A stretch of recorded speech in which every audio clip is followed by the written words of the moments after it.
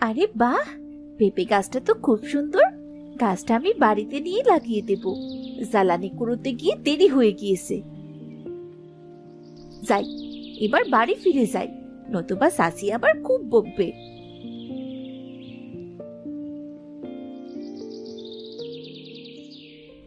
মহারানীর কি এখন আসার সময় হলো? বলি জ্বালানিগুলো রান্নাঘরে রেখে তাড়াতাড়ি রান্না বসা দেখি। ঠিক আছে সাসি, আমি নদী থেকে পানি এনে রান্না চড়াচ্ছি।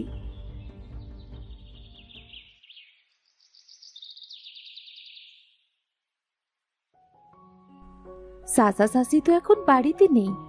আমি পেঁপে গাছটা এক্ষুনি লাগিয়ে ফেলি। রূপা সবার চোখের আড়ালে যে পেঁপে গাছটা তার বাগানে লাগিয়ে দেয়। ঠিক সে সময় রূপার চাচা রূপাকে ডাকতে শুরু করে।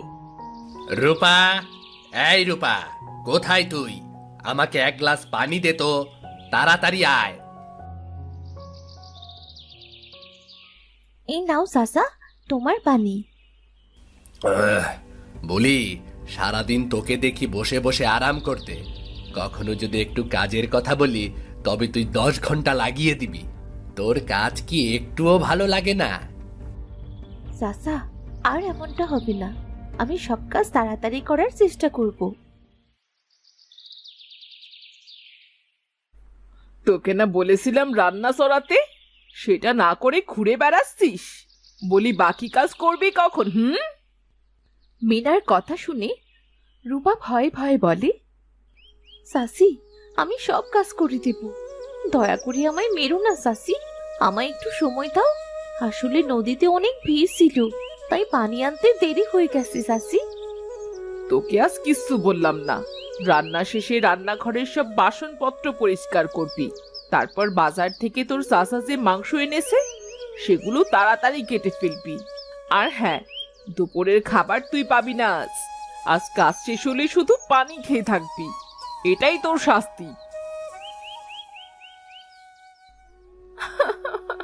হে বিধাতা, কেন এমন শাস্তি দিচ্ছ আমাকে?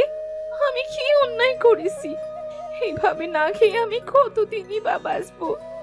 না, তাড়াতাড়ি করে কাজ শেষ করে ফেলি, না হলে চাচি আবার শাস্তি দিবেন। এই বলে রূপা কাজ করতে শুরু করে। রূপা রান্নাঘরের বাসনপত্র পরিষ্কার করে। এরপর সে মাছ মাংস কাটতে থাকে। আরে এই মেয়ে, তুই সারাদিন লাগাচ্ছিস কাজ করতে। ওদিকে খামারে হাঁস মুরগির পানি খাবার সব ফুরিয়ে গিয়েছে।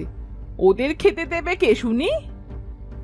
আসলে চাচি, সারাদিন না খেয়ে যে আর কাজ করতে পারছি না। দুপুর গড়িয়েছে, বিকেল হতে চললো চাচি। দয়া করে আমায় দুটো ভাত খেতে দাও না। যদি আরেকবার আমার কাছে ভাত চেয়েছিস না, তবে তোকে ঘাড় ধাক্কা দিয়ে বাড়ি থেকে বের করে দেব। এখন তো শুধু খাবার পাচ্ছিস না, তখন থাকার মতো জায়গা পাবি না। না না চাচি, আমি তোমার কাছে খাবার চাবো না। দয়া করে তুমি আমায় বাড়ি থেকে তাড়িয়ে দিও না। আমি এক্ষুনি হাঁস মুরগির খামারে যেয়ে খাবার দিচ্ছি। এদিকে সব কাজ শেষ। তুমি মাছ মাংসগুলো কোথায় রাখবে রেখে দাও। এই বলে রূপা সেখান থেকে চলে যায়। এরপর সে হাঁস মুরগির খামারে পানি আর খাবার দেয়। না, না খেয়ে তো আর কাজ করতে পারছি না। মনে হচ্ছে মারাই যাবো। আচ্ছা, আমার পেঁপে গাছে তো পানি দেওয়া হয়নি। যাই, লুকিয়ে সেই পেঁপে গাছটাতে একটু পানি দিয়ে আসি।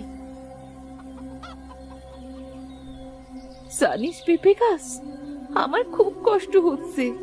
না খেয়ে আর কত সময় থাকা যায় বল? সারাদিনে একবার খেতে দেয়, তাও মরিচ আর পেঁয়াজ দিয়ে। পেট ভরে যে কবে ভাত খেয়েছি তাও মনে নেই। বিধাতা কেন যে আমার বাবা মাকে কেড়ে নিল? তারা বেঁচে থাকলে হয়তো আজ আমায় এত কষ্ট পেতে হতো না। রূপা তার সব কষ্টের কথা পেঁপে গাছের সাথে বলতে বলতে কেঁদে ফেলে। এরপর থেকে প্রতিদিন রূপা বাড়ির সমস্ত কাজ শেষ করে লুকিয়ে লুকিয়ে পেঁপে গাছে পানি দিতে আসে, আর পেঁপে গাছের সাথে অনেক গল্প করে। পেঁপে গাছের সাথে গল্প না করলে রূপার যেন রাতে ঘুমই হয় না। এইভাবেই কেটে যায় বেশ কয়েকদিন। পেঁপে গাছটাও বেশ বড় হয়েছে এখন, তাতে পেঁপেও ধরেছে অনেক। একদিন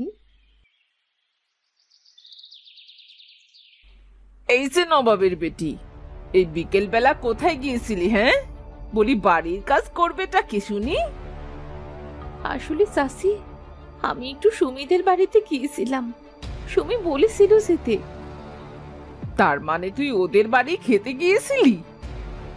বিশ্বাস করো চাচি, সুমি আমাকে খেতে থাকেনি। ওর মা বাড়িতে নেই বলে যেতে বলেছিল, কিন্তু আমি যেই চলে এসেছি। তোর হাত দেখি। ঠিক আছে, যা গিয়ে কাজ কর গে। শোন, আজ রাতেও তুই খাবার পাবি না। চাচি, সারাদিন তো কিচ্ছু খাইনি, রাতে না খেলে সে আমি মরেই যাবো। বলি, বাড়ির খেয়ে অন্যকে সাহায্য করতে যাস কেন? এদিকে বাড়ির সব কাজ পড়ে আছে। বলি, এই নে রূপা, এই ঘাসগুলো তাড়াতাড়ি কেটে গরুকে খেতে দে তো। আমি এক্ষুনি খেতে দিচ্ছি চাচা। মা, ও মা, ওই দেখো তো, আম গাছটাতে কত বড় একটা আম। ওই আমটা আমি খাবো মা। আম তো একেবারে ওপরে, ওখানে উঠলে আমি পড়ে যাব, আমি পারবো না। তোকে উঠতে হবে না, ওই আম তোকে রূপায় পেরে দেবে। চাচি, আমিও তো উঁচুতে উঠবো কেমন করে? সেটা কি তোকে মা বলে দেবে নাকি? তাড়াতাড়ি গরুকে খেতে দিয়ে খামারে খাবার দিয়ে আমার সোনা মায়ের আমটা পেরে দে। ওগো, তোমাদের জন্য আজ পিঠে বানাবো, চলো।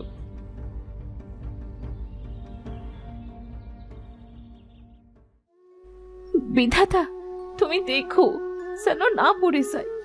বাবা মা কেন সে চলে গেল আমায়